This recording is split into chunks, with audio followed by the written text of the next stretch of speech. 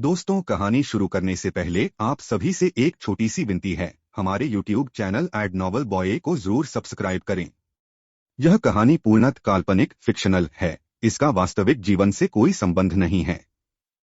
कहानी का नाम है रीबोर्न एम्परर। तो चलिए कहानी शुरू करते हैं। शैलमंडल का 9वां स्तर और मायासुर मायानगर शहर में आकर्ष की खबर को फैले हुए कुछ महीने बीत चुके थे।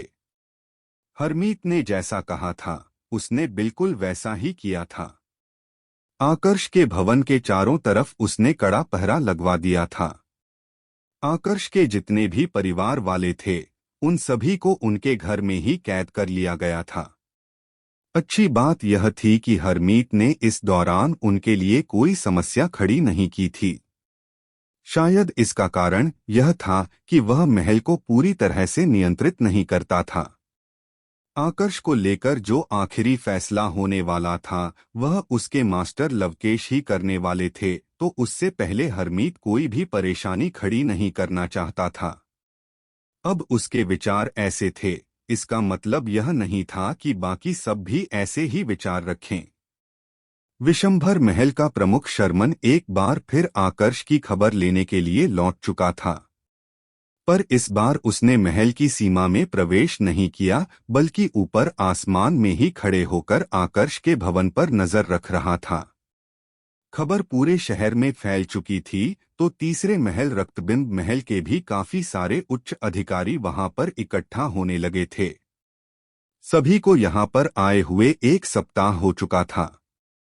यह सब शैल मंडल के योद्धा थे और उनके लिए 1 साल का समय कुछ भी नहीं था। अगले कुछ दिनों तक तो शांति बनी रही, लेकिन आज अचानक से आसमान में गहरे लाल रंग के बादल दिखाई देने लगे। शुरुआत में तो ज्यादातर योद्धाओं ने उन पर ध्यान नहीं दिया, लेकिन जब उन बादलों से निकलने वाली ऊर्जा उन सभी के शरीर पर प्रभाव दिखाने लगी, तब जाकर उन सबको समझ में आने लगा कि उन बादलों का महत्व क्या है। यह कोई सामान्य बादल नहीं थे बल्कि ऐरावती परीक्षाओं से जुड़े हुए थे। या तो कोई शैल मंडल के 9वें स्तर में प्रवेश करने की कोशिश कर रहा था, या फिर शैल मंडल के 9वें स्तर से देव शून्य मंडल में पहुंचने की कोशिश कर रहा था। जब एक योद्धा 9वें स्तर में पहुंच जाता था तो इस प्रकार के बादल आसमान में दिखाई देते थे, जो एक प्रकार से चेतावनी होती थी कि कोई योद्धा प्रकृति के नियमों को चुनौती देने की कोशिश कर रहा है। अग्नि गुरुकुल के गुरुकुल प्रमुख ने भी जब 9वें स्तर में प्रवेश किया था तो ऐसे बादल दिखाई दिए थे। असुरों के लिए भी यह नियम ऐसे ही थे, उन्हें भी इसका पालन करना पड़ता था। लेकिन यहाँ पर किसी भी असुर के मन में यह विचार नहीं आ रहा था कि यह बादल आकर्षित कौन कर रहा है। सभी को यही लग रहा था कि इनका निर्माण नवोदय महल के महल प्रमुख लवकेश के कारण हो रहा है। उनका ऐसा सोचना स्वाभाविक भी था, क्योंकि उन सभी की नज़र में आकर्ष पहले ही शैल मंडल के 9वें स्तर में प्रवेश कर चुका था और देव शून्य मंडल से अभी तक काफी दूर था। तो संभावना ही नहीं थी कि वह इस प्रकार के बादलों को आकर्षित कर ले। पर क्या सच में ऐसा ही था? आकर्ष के भवन के भीतर इतने समय से आकर्ष के शरीर में कोई भी हलचल नहीं हुई थी, लेकिन आज उसके शरीर की ऊर्जा में उथल-पुथल हो रहा था। वह सुनहरे रंग का पक्षी जो इतने समय से अपने स्थान पर खड़े होकर आकर्ष की सुरक्षा कर रहा था, आज वह भी अपने पंखों को फैलाकर धीरे धीरे ऊपर उठने लगा था। हरिवंश, दिया, यज्ञा और आव्या चारों वहीं पर खड़े थे। किसी को भी समझ में नहीं आ रहा था कि अब उस पक्षी का इरादा क्या है। पक्षी का रंग हर गुजरते पल के साथ और ज्यादा सुनहरा होता जा रहा था। लगता है मालिक साधना से बाहर आने वाले हैं, हरिवंश ने अनुमान लगाते हुए कहा। दिया और यज्ञा ने जैसे ही उसके यह शब्द सुने, दोनों की आंखें उत्साह से चमकने लगी। उन्हें यह तो पता नहीं था कि आकर्ष की ताकत कितनी है, लेकिन इस बात का पूरा विश्वास था कि अगर कोई उन्हें बचा सकता है तो सिर्फ आकर्ष ही है। इधर वो सुनहरे रंग का पक्षी धीरे धीरे करके और ऊपर उठता जा रहा था।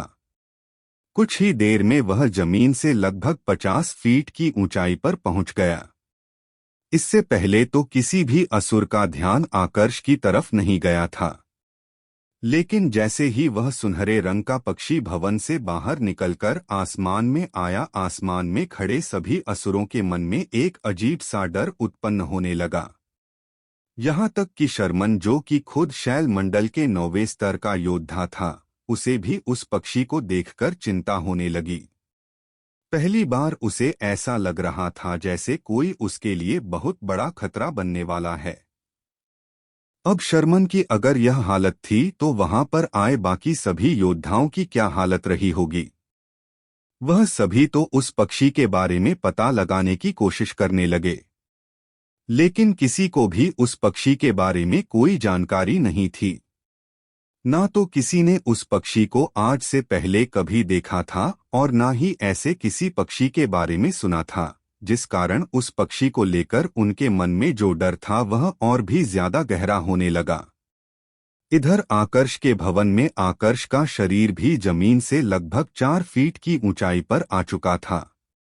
उसका शरीर भी इस समय सुनहरे रंग में चमक रहा था। लगभग 5 मिनट तक उसका शरीर इसी तरह से चमकता रहा। उसके बाद सब कुछ सामान्य होने लगा और आकर्ष ने अपनी आंखें खोली। बाबा आव्या ने जैसे ही देखा कि उसके पिता अब जाग चुके हैं, तो वह अपने छोटे छोटे पैरों से आकर्ष की तरफ भागने लगी और उछलकर आकर्ष के पास पहुंचने की कोशिश करने लगी। आकर्ष इतने समय से साधना में था, जिस कारण से उसे बाहर की ज्यादा जानकारी नहीं थी, लेकिन आंखें खोलते ही जैसे ही उसने अपनी बेटी की आवाज सुनी तो उसकी आंखों में एक सौम्यता नजर आने लगी। उसने तुरंत अपने हाथ आगे बढ़ाए और अपनी बेटी को अपनी गोद में उठा लिया। बाबा, आपने बहुत देर लगा दी, आव्या ने अपने पिता आकर्ष से कहा। जानता हूं, पर आगे से ऐसा नहीं होगा, आकर्ष ने हल्का मुस्कुराते हुए जवाब दिया। खुशियां बाद में मना लेना आकर्ष, फिलहाल के लिए यह सोचो कि यहां से निकलेंगे कैसे। तुम्हें पता भी है बाहर क्या हो रहा है, यज्ञा ने गंभीर स्वर में आकर्ष से कहा। निश्चित रूप से आकर्ष को पता नहीं था कि बाहर क्या हो रहा था। उसने हरिवंश की तरफ देखा, जैसे उससे पूछना चाह रहा हो कि बाहर की स्थिति कैसी है। हरिवंश ने अपने मालिक का इशारा समझते ही बाहर की स्थिति के बारे में बताना शुरू कर दिया। पिछले 2 सालों में जो कुछ भी हुआ था, हरिवंश ने उस सब की जानकारी आकर्ष को दे दी।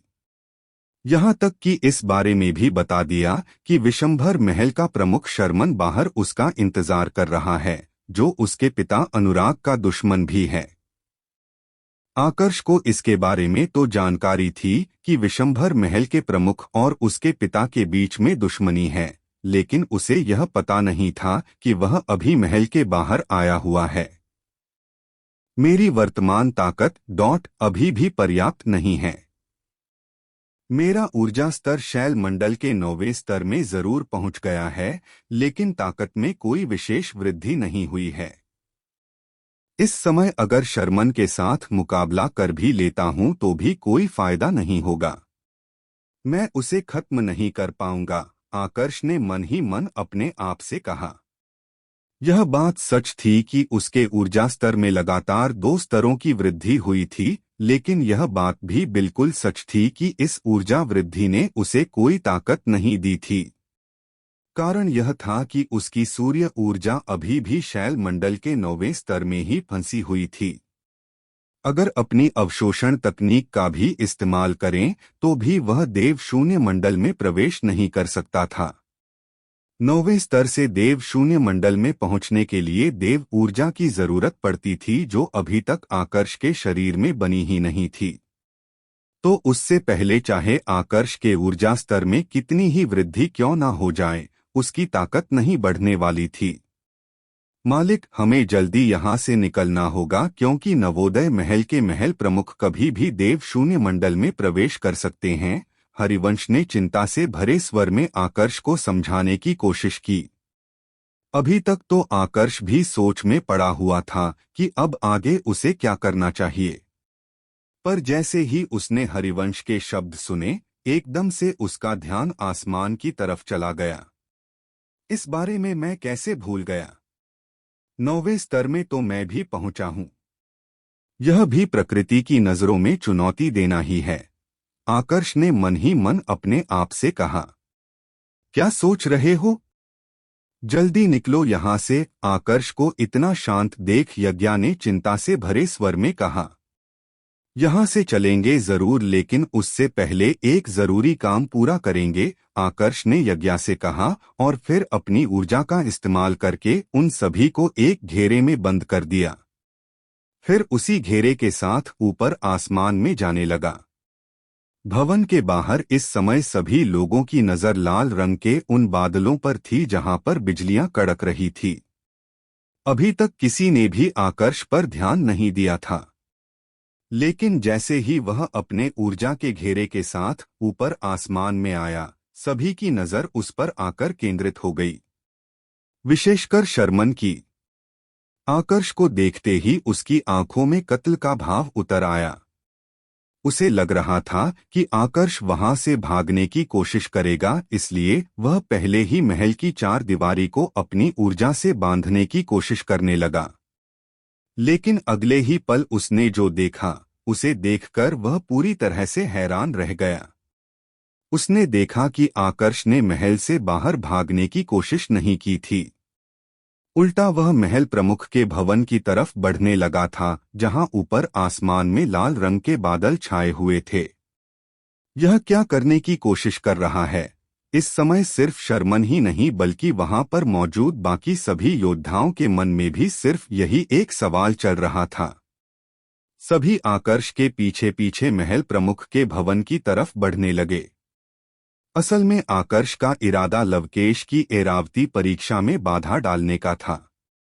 प्रकृति के द्वारा ली जाने वाली इस परीक्षा के दौरान अगर कोई भी योद्धा बीच में आ जाता था तो परीक्षा का स्तर और भी ज्यादा कठिन हो जाता था। ऊपर से इस परीक्षा के दौरान जो बिजलियां गिरती थी, यह सभी एरावती परीक्षा में सबसे ज्यादा विशेष होती थी, क्योंकि यहाँ पर कोई 5 या 6 बिजलियां नहीं बल्कि पूरी 81 बिजलियां गिरती थी। और प्रत्येक बिजली एक योग नाड़ी पर अपना असर दिखाती थी, जो योद्धा के शरीर में छोटी मात्रा में देव ऊर्जा का निर्माण करती थी। अब जैसे अगले ऊर्जा स्तर में प्रवेश करने के लिए उस स्तर की दीवार को तोड़ा जाता था, आकर्ष का इरादा भी इन बिजलियों की ताकत का इस्तेमाल करके अपने शरीर में जबरदस्ती देव ऊर्जा का निर्माण करने का था। माया नगर शहर मायासुर नाम के एक असुर के द्वारा बनाया गया था। यह एक मध्य अवस्था के आदमी के जैसा दिखता था। जब पूरे शहर में यह खबर फैल चुकी थी कि लवकेश देव शून्य मंडल में प्रवेश कर सकता है, तो मायासुर को भी इस बारे में पता चल गया। वह हड़बड़ी में अपने कक्ष से बाहर निकला और अपने भवन के एक अलग कक्ष में आ गया। यहाँ पर पूरा अंधेरा था। अपनी ऊर्जा का इस्तेमाल करके मायासुर ने वहां पर एक मशाल जलाई और ध्यान से जमीन की तरफ देखने लगा। वहां पर एक भूमिगत रास्ता था। मायासुर उसी रास्ते से होकर नीचे के एक भूमिगत क्षेत्र की तरफ बढ़ने लगा। लगभग 200 मीटर चलने के बाद वह एक गुफा के सामने पहुंच गया। यहाँ पर घनघोर अंधेरा था। एक बार फिर उसने वहां पर एक मशाल जलाई और गुफा के द्वार की तरफ देखते हुए धीमी आवाज में कहा, मायासुर गुरुदेव को प्रणाम करता है। उसकी आवाज तो बहुत धीमी थी, मगर गुफा के भीतर ऐसे गूंज रही थी जैसे कोई बार बार कोई उसकी आवाज में बोल रहा हो।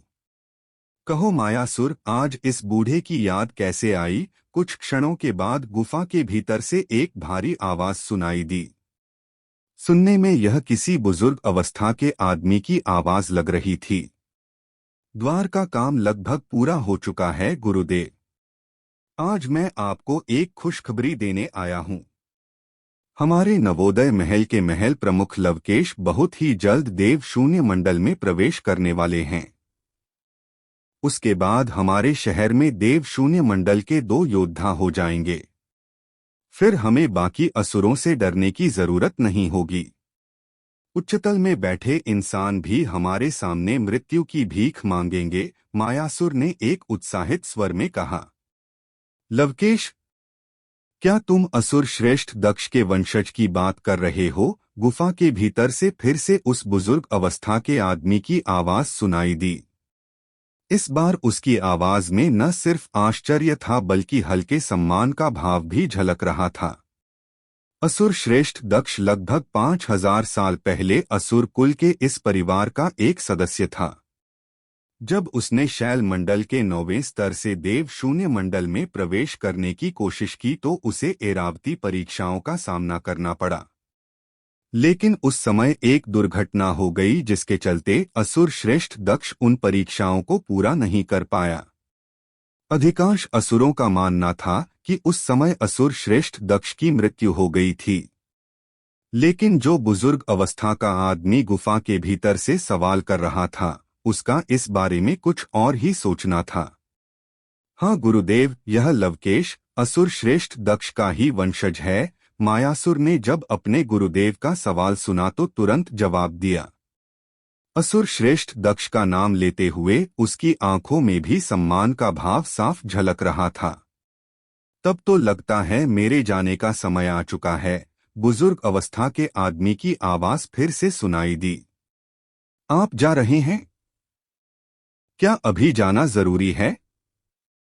अभी तो युद्ध भी शुरू नहीं हुआ, मायासुर ने उलझन भरे स्वर में पूछा।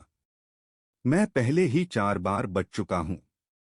इन परीक्षाओं से बचते हुए न जाने कितने साल मैंने इस अंधेरी कोठरी में गुजार दिए हैं।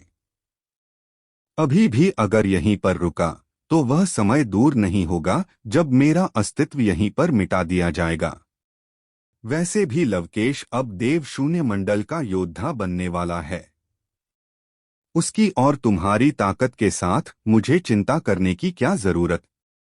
तुम लोग शहर और लोगों को अच्छे से संभाल सकते हो। बुजुर्ग अवस्था के आदमी की आवाज सुनाई थी। क्लैंग। ठीक तभी आसमान में एक तेज गर्जना हुई। लगता है परीक्षा किसी भी क्षण शुरू हो सकती है। आसमान में बिजली के कड़कने की आवाज सुनकर मायासुर ने कहा। अगर ऐसा है तो फिर मैं भी बाहर चलकर इस परीक्षा को देखना चाहूंगा। काफी समय हो गया है, रोशनी में नहीं निकला। इसी बहाने आखिरी बार शहर को भी देख लूंगा, बुजुर्ग अवस्था के आदमी ने कहा और फिर कुछ कदमों की आहट सुनाई देने लगी। कुछ ही देर बाद गुफा के बाहर वह बुजुर्ग अवस्था का आदमी प्रकट हुआ। इस आदमी का चेहरा झुर्रियों से भरा हुआ था। हालांकि शरीर काफी मजबूत था, किसी बलिष्ठ पहलवान के जैसा। लेकिन बाल और दाढ़ी पूरी सफेद हो चुके थे। आंखों में अभी भी चमक थी, लेकिन उनमें एक स्थिरता भी थी। मायासुर के साथ अब वह बुजुर्ग अवस्था का आदमी उस अंधेरी कोठरी से बाहर निकला और वापस मायासुर के भवन में आ गया। यहां से फिर दोनों लवकेश के महल की तरफ रवाना हो गए। इधर लवकेश के महल के ऊपर बिजलियों की गर्जना और ज्यादा तेज हो चुकी थी। सुनने से ही साफ पता चल रहा था कि किसी भी क्षण परीक्षा शुरू हो सकती है। लवकेश भी साधना से बाहर आ चुका था और परीक्षा देने के लिए तैयार था। लेकिन इससे पहले कि वह आसमान में जाता, उसका रास्ता एक परछाई ने रोक लिया।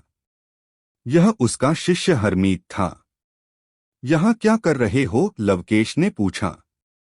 गुरुदेव, आपको आकर्ष याद है? हमारे महल का उपप्रमुख। वह असल में इंसान है। नील महल के सम्राट अनुराग का बेटा। महल प्रमुख शर्मन इस समय यहाँ आए हुए हैं और उसे मारना चाहते हैं। वह तो महल में घुसकर उसे मार देते, लेकिन जब मैंने कहा कि आप देव शून्य मंडल में प्रवेश करने वाले हैं, तब जाकर वह माने, हरमीत ने कहा। आकर्ष अनुराग का बेटा है। अपने शिष्य की बात सुनकर लवकेश को थोड़ा आश्चर्य हुआ, लेकिन बहुत ही जल्द उसके चेहरे के भाव फिर से सामान्य हो गए। यहाँ थोड़ी देर के लिए संभालना। एक बार परीक्षा पूरी कर लूं, उसके बाद देखेंगे कि इस आकर्ष के साथ क्या करना है, लवकेश ने हरमीत से कहा और फिर आसमान की तरफ बढ़ने लगा। दूसरी तरफ आकर्ष भी लवकेश के भवन की सीमा में प्रवेश कर चुका था, लेकिन उसने आसमानी रास्ता चुना था, जिस कारण से कोई उसे रोक नहीं पाया। वह भी लवकेश की तरह आसमान की तरफ बढ़ रहा था, लेकिन थोड़ी ऊंचाई पर आने के बाद उसे एहसास हुआ कि अगर यहाँ से वह अपने परिवार वालों के साथ आगे बढ़ा तो उसके परिवार वाले इन परीक्षाओं का सामना नहीं कर पाएंगे। इसलिए उसने दिया, यज्ञ, आव्या और हरिवंश को वहीं छोड़ दिया और खुद अकेले ही ऊंचाई पर जाने लगा। थोड़ी ऊंचाई पर आने के बाद ही उसे अपने शरीर की ऊर्जा में एक विचलन महसूस होने लगा। उसकी सूर्य ऊर्जा बड़े ही अजीब तरीके से व्यवहार करने लगी थी, जैसे उसके शरीर से बाहर निकलकर अपना खुद का स्वतंत्र अस्तित्व चाहती हो।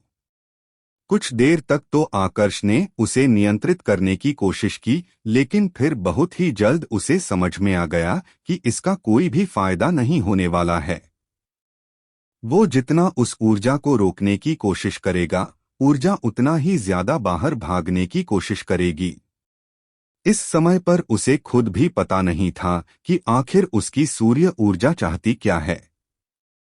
लेकिन अगर उसका संबंध एरावती परीक्षाओं से था, तब आकर्ष को उसे बाहर भेजने में कोई भी आपत्ति नहीं होने वाली थी। पता करने के लिए उसने अपनी ऊर्जा को स्वतंत्र रूप से गति करने दिया। जैसा उसका अनुमान था बिल्कुल वैसा ही हुआ। उसकी सूर्य ऊर्जा जैसे ही उसके शरीर से आजाद हुई, उसने फिर से आग की लपटों का निर्माण कर लिया। दिखने में तो यह ऊर्जा काफी ज्यादा आक्रामक और खतरनाक लग रही थी, लेकिन इसके अंदर से निकलने वाला ताप आकर्ष, दिया, यज्ञ और आव्या के शरीर पर कोई भी असर नहीं दिखा रहा था। उस ऊर्जा का पूरा ताप मानो एरावती परीक्षाओं के लिए निर्मित हुए उन बादलों की तरफ था। कुछ ही देर में उन आग की लपटों ने एक आकार लेना शुरू कर दिया, और यह एक ऐसा आकार था जिससे आकर्ष भली भांति परिचित था। यह एक सुनहरे रंग का पक्षी था जिसे कोई भी नहीं पहचानता था, सिर्फ आकर्ष को छोड़कर। क्या यह वरिष्ठ पिनाक का प्रतिरूप है? उस सुनहरे रंग के पक्षी की तरफ देखकर आकर्ष ने आश्चर्य, उत्साह और उलझन से भरे स्वर में अपने आप से पूछा। काफी लंबे समय के बाद वो वरिष्ठ पिनाक के रूप को देख रहा था, जिस कारण वह मन ही मन काफी ज्यादा खुश हो चुका था। लेकिन बहुत ही जल्द उसने गौर किया कि यह पक्षी सिर्फ वरिष्ठ पिनाक के जैसा दिख रहा था, वरिष्ठ पिनाक नहीं थे। शायद वरिष्ठ पिनाक की ऊर्जा मेरे शरीर में होने के कारण मेरी चेतना के साथ इसका निर्माण हुआ है, आकर्ष ने अनुमान लगाते हुए अपने आप से कहा। माँ, देखो फिर से वही पक्षी। आव्या ने उस पक्षी की तरफ देखते हुए उत्साहित स्वर में अपनी माँ दिया से कहा। आकर्ष उससे ज्यादा दूरी पर नहीं खड़ा था, तो वह भी उसकी आवाज को सुन पा रहा था। जैसे ही उसने अपनी बेटी की बात सुनी, उसने अपनी बेटी की तरफ देखा और पूछा, आव्या, क्या तुमने इस पक्षी को पहले भी कहीं पर देखा है? जब आप साधना में बैठे थे तो यह पक्षी पूरे समय आपकी सुरक्षा कर रहा था। यहाँ तक कि यज्ञा मौसी भी इसके सामने कमजोर पड़ गई थी, आव्या ने जवाब दिया। अपनी बेटी का यह जवाब सुनकर आकर्ष को समझने में ज्यादा देर नहीं लगी कि जब वह साधना में बैठा था तो क्या कुछ हुआ होगा।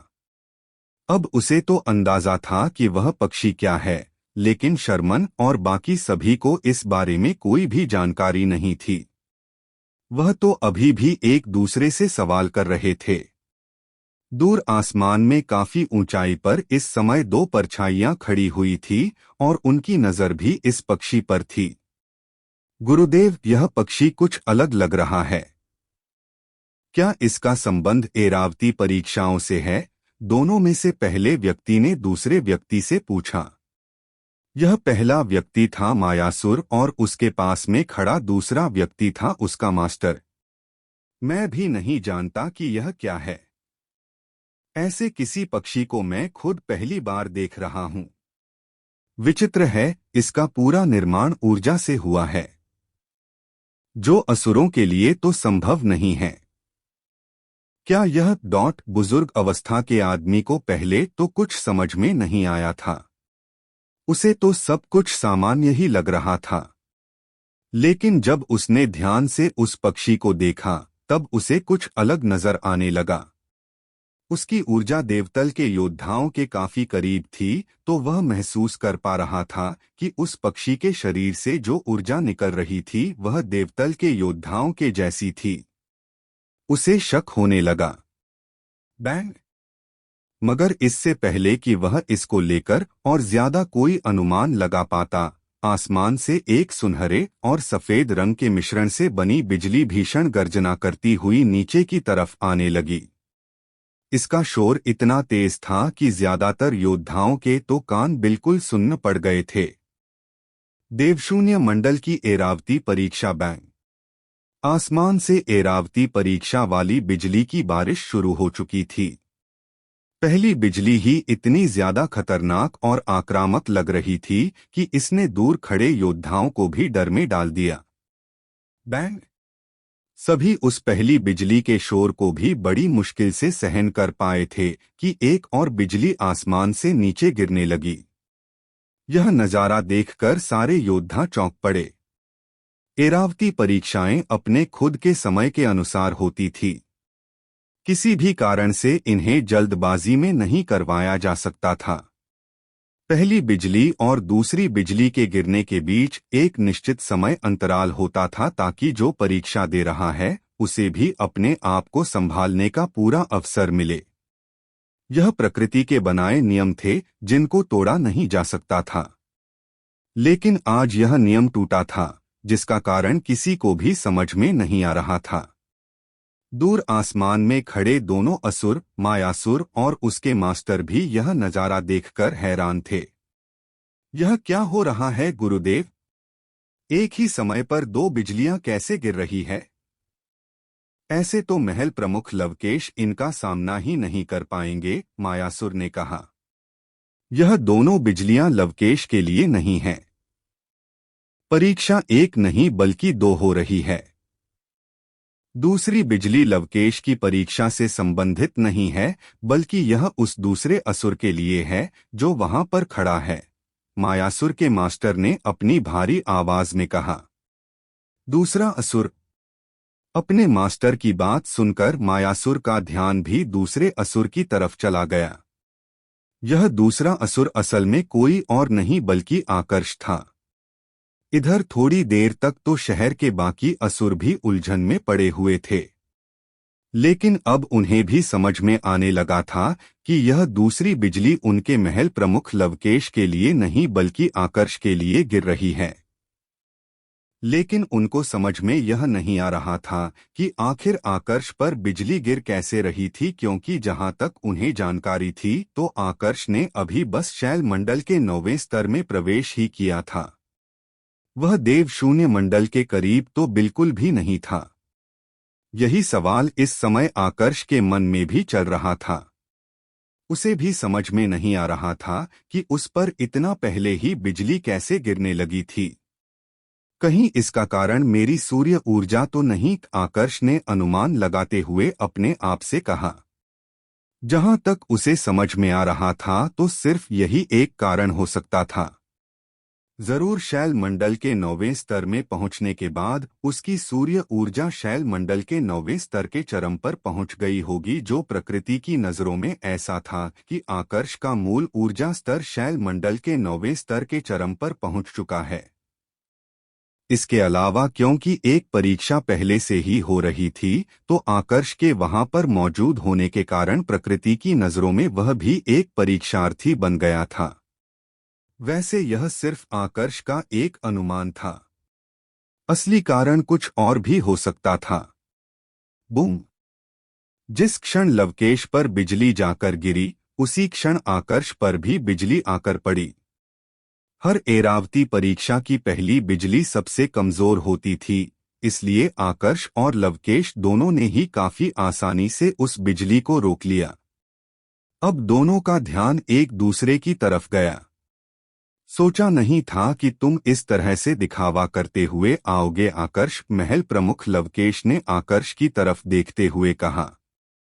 दिखावा? किस बारे में बात कर रहे हो? आकर्ष ने पूछा। तुम्हारी पहचान के बारे में।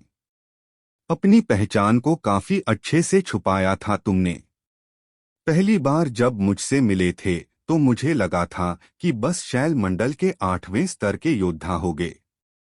मुझे भी एक बार के लिए शक नहीं हुआ कि तुम शैल मंडल के 9वें स्तर के योद्धा हो सकते हो। अपनी पहचान उजागर होने के बाद यहाँ तक चले आए, तुम्हारी हिम्मत को मानना पड़ेगा। आकर्ष लवकेश ने कहा। उसका प्रत्येक शब्द आकर्ष पर तंज कर रहा था। आकर्ष ने इस पर कोई जवाब नहीं दिया। ऐसा कोई जवाब ही नहीं था कि उसका पक्ष ले। सारे असुर पहले से ही मान चुके थे कि आकर्ष ने बहुत पहले से अपनी ताकत छुपा रखी थी। अब अगर वो सच्चाई बता भी देता तो भी इसका वर्तमान स्थिति पर कोई फर्क नहीं पड़ने वाला था। जब कोई फर्क ही नहीं पड़ने वाला था तो बताने का क्या मतलब? महल प्रमुख, यह आपका रिश्तेदार नहीं है कि इसके साथ बात करके समय व्यर्थ करें। यह हमारा दुश्मन है। इसे खत्म कीजिए और परीक्षा पूरी करके जल्द से जल्द असुर कुल की ताकत बढ़ाइए। शर्मन, जो कि दूर खड़े होकर आकर्ष और लवकेश की बातें सुन रहा था, उसने लवकेश को बहकाने की कोशिश की। उसे पता था कि आकर्ष की ताकत अब इतनी आगे बढ़ चुकी है कि वह खुद उसे खत्म नहीं कर सकता है। इसलिए वो लवकेश की ताकत का सहारा लेकर आकर्ष को मरवाना चाहता था। शर्मन का बहकाना काम आ गया। उसके शब्द सुनकर लवकेश की आंखें कत्ल के भाव से भर गई। इंसानों को वह अपना परम शत्रु मानते थे। अब जब एक ऐसा इंसान उनके सामने खड़ा था जो कभी भी देव शून्य मंडल में प्रवेश कर सकता था, तो उसे वह ताकतवर होने का मौका क्यों देते? तुरंत से उन्होंने अपनी ऊर्जा को एकत्रित किया और पूरी रफ्तार से आकर्ष पर प्रहार करने के लिए आगे बढ़े। आकर्ष, यहाँ पर आकर तुमने अपनी मृत्यु को आमंत्रण दिया है। कोई आखिरी इच्छा है तो बता दो, लवकेश ने कर्कश आवाज में कहा। उनके मुताबिक जब तक आकर्ष देव शून्य मंडल में प्रवेश नहीं कर लेता तब तक उसे खत्म करना संभव था। पर क्या सच में ऐसा ही था? लवकेश को अपनी तरफ आते देखकर आकर्ष ने अपने गरुड़ पंखों का इस्तेमाल करके लवकेश की तेज रफ्तार को काटने की कोशिश की। वुश! लवकेश अपनी पूरी रफ्तार से आगे बढ़ा था। इतनी तेज रफ्तार के साथ उसे विश्वास था कि वह आकर्ष को पकड़ लेगा। मगर जैसे ही वह आकर्ष के पास पहुंचने वाला था, आकर्ष अपनी जगह से ऐसे गायब हुआ मानो किसी ऊर्जा के द्वार का इस्तेमाल करके दूसरी जगह पर पहुंच गया हो। जब तक लवकेश प्रतिक्रिया भी देता, तब तक आकर्ष बहुत दूर निकल चुका था। तो अब तुम भागोगे? भागो फिर। मैं भी देखता हूं कहां तक भागते हो, लवकेश ने गुस्से में गरजते हुए कहा और अपनी आक्रामक श्रेणी की दिव्य योग्यता का इस्तेमाल किया। इसका इस्तेमाल उसने पहले आकर्ष पर नहीं किया था क्योंकि उस समय वह आकर्ष को बस एक प्रतिद्वंद्वी के तौर पर देख रहा था। लेकिन अब आकर्ष उसका दुश्मन बन चुका था। अब एक छोटी सी भी गलती परिणाम को पूरी तरह से पलटकर रख सकती थी।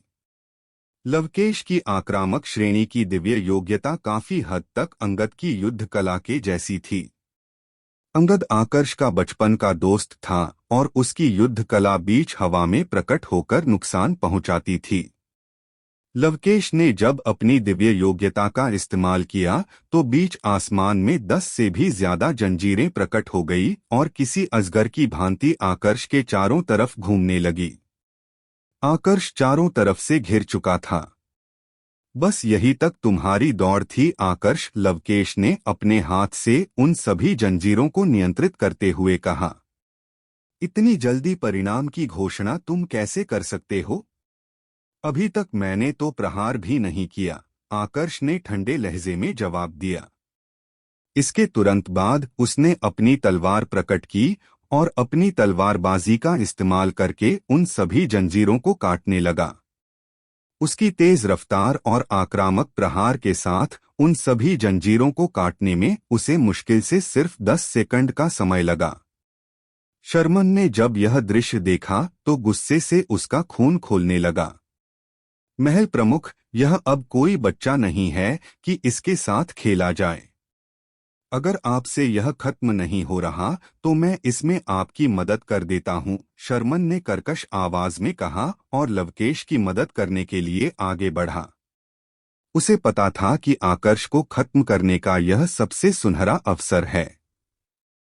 आज अगर उसने इस अवसर को जाने दिया तो आगे फिर कभी भी उसे आकर्ष को खत्म करने का मौका नहीं मिलने वाला था। लवकेश ने जब उसकी यह बात सुनी तो उसने कोई भी आपत्ति नहीं जताई। वह भी आकर्ष की ताकत देख चुका था तो अब उसे हल्के में नहीं लेना चाहता था। इस बार दोनों ने एक साथ आकर्ष को निशाना बनाने की कोशिश की। Clang, bang. लेकिन इससे पहले कि दोनों आकर्ष के करीब पहुंचे, आसमान में एक बार फिर बिजली की गर्जना होने लगी और दूसरी बिजली गिरने लगी। यह देखकर तीनों एक दूसरे से दूर हट गए। वह एक दूसरे के दुश्मन जरूर थे, लेकिन यह बात तो उन्हें भी पता थी कि अगर किसी दूसरे की परीक्षा के बीच में आए तो प्रकृति के द्वारा जो सजा मिलेगी वह उनका अस्तित्व भी मिटा सकती थी। यह वाली बिजली सभी 81 बिजलियों में दूसरी सबसे कमजोर बिजली थी। इसकी ताकत अभी कुछ खास नहीं थी, इसलिए लवकेश और आकर्ष दोनों ने ही उसे काफी आसानी से रोक लिया। अब अगर वह इस बिजली को भी इतनी आसानी से नहीं रोक पाते तो बाकी की 79 बिजलियों का सामना कैसे करते। वैंग। जैसे ही दोनों ने अपनी अपनी बिजलियों का सामना किया, दोनों एक बार फिर पूरी रफ्तार से एक दूसरे पर प्रहार करने के लिए आगे बढ़े। इस बार लवकेश ने भी अपनी तलवार प्रकट कर ली थी और आकर्ष के साथ किसी सामान्य योद्धा की तरह लड़ाई करने लगा। इतना तो स्वाभाविक था क्योंकि भले ही वह शैल मंडल के 9वें स्तर में थे, लेकिन उनके पास भी एक सीमित ऊर्जा थी। अगर वह लगातार अपनी ऊर्जा का इस्तेमाल करते रहते तो जो बिजलियां उनके ऊपर गिर रही थी उनका सामना वह कैसे करते। अभी तो उन पर सिर्फ कमजोर बिजलियां गिरी थी, पर जब 50वीं 60वीं या फिर 70वीं बिजलियां गिरने वाली थी तब उनके पास अपनी सुरक्षा के लिए कुछ भी नहीं होने वाला था।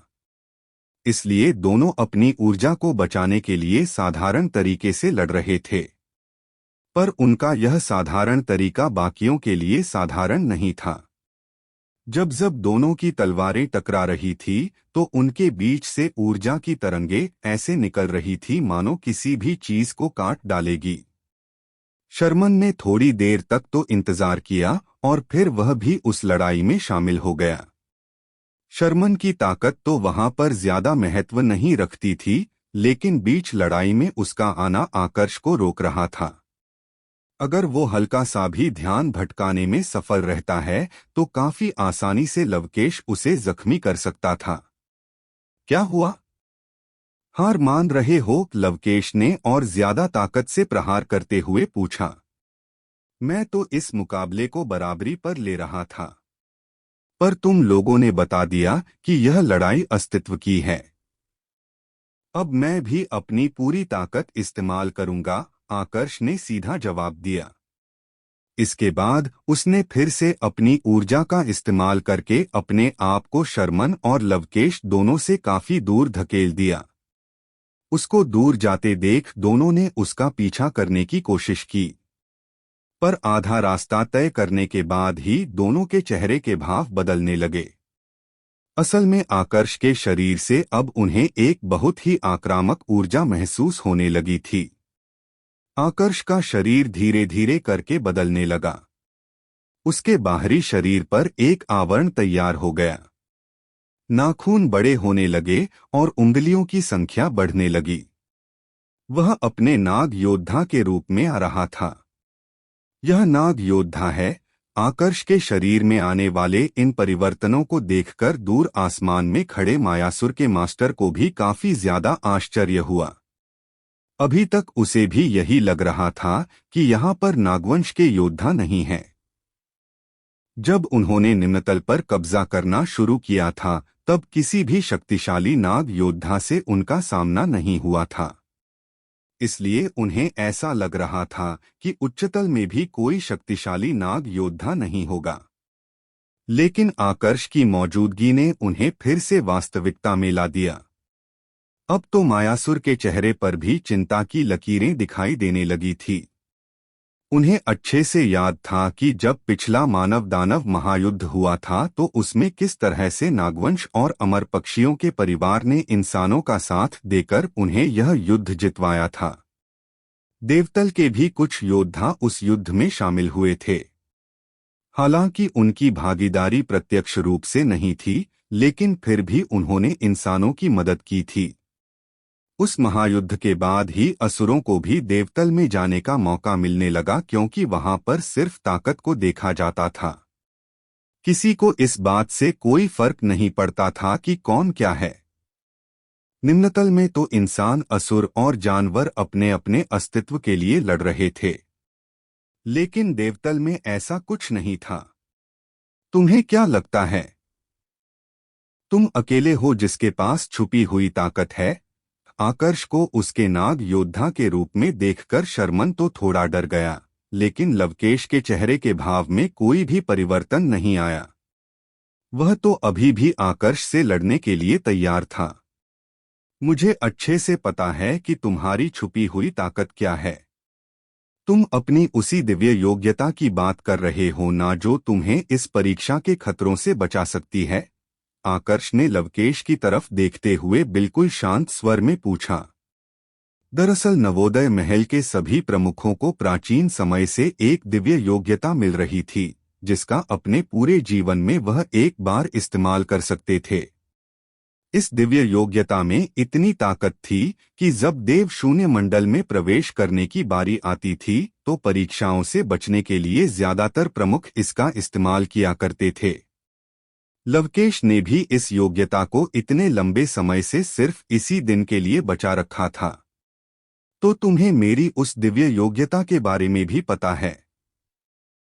महल में इतने समय रहे हो तो स्वाभाविक रूप से तुम्हें इतनी जानकारी तो होगी ही, लेकिन अब इससे कोई फर्क भी नहीं पड़ता। मैं स्वीकार करता हूं कि अभी के समय तुम मुझसे ताकतवर हो। यह दिव्य योग्यता परीक्षा से बचने के लिए है, लेकिन अभी अगर मैंने तुम्हें खत्म नहीं किया तो तुम मुझे मार दोगे। उसके बाद वैसे भी यह दिव्य योग्यता मेरे किसी भी काम की नहीं होगी। तो तुम्हारे हाथों खत्म होने से अच्छा है कि मैं इस दिव्य योग्यता का इस्तेमाल करके तुम्हें अभी खत्म कर दूं और फिर अपनी खुद की क्षमता पर परीक्षा पूरी करूं, लवकेश ने कहा। इस दिव्य योग्यता पर आकर्ष को बिल्कुल भी संदेह नहीं था। जहां तक आकर्ष को जानकारी थी तो इस दिव्य योग्यता को देवतल के एक योद्धा के द्वारा असुरों को वरदान के रूप में दिया गया था। हाँ, यह दिव्य योग्यता बाकियों के लिए खतरनाक हो सकती थी, लेकिन आकर्ष के लिए जानलेवा नहीं थी। पर इसका मतलब यह नहीं था कि आकर्ष जोखिम उठाने वाला था।